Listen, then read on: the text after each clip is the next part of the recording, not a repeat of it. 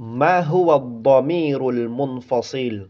Ano ang damir munfasil? Huwa ma yubtada'u bihil kalamu wa yaka'u ba'da illa. Siya na ang uri ng damir na kung saan pwede magsimula sa kanya ang salita at pwede rin siyang nakalagay pagkatapos ng illa. Nahwa halimbawa, ana, ako, anta, ikaw, huwa, siya, iyaya, sa akin, iyaka, sayo, iyahu, sa kanya. Ito'y iilan lamang sa halimbawa ng ad-damirul munfasil. Sa madaling salita, kung ang ad-damirul muttasil, damir na kung saan nakadikit sa isim, nakadikit sa fa'il, nakadikit sa harf, ang damirul munfasil, ito ay nakahiwalay. At pwede magsimula ang salita sa kanya at pwede rin siyang ilagay pagkatapos ng harful istisna na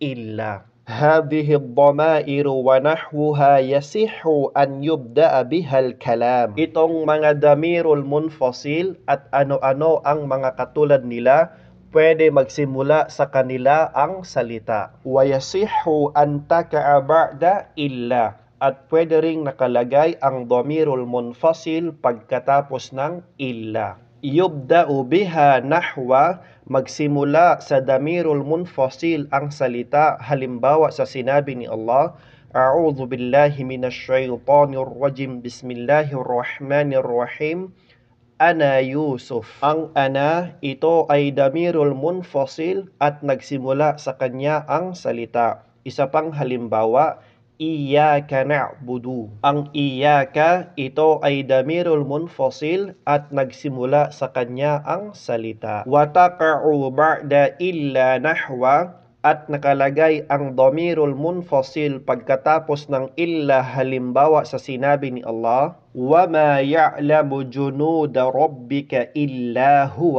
Ang huwa, ito ay damirul munfasil at pwede siyang nakalagay pagkatapos ng illa. Isa pang halimbawa sa sinabi ni Allah, amara alla ta'budu illa iyahu. Ang iyahu, ito ay damirul munfasil at pwede siyang nakalagay pagkatapos ng illa.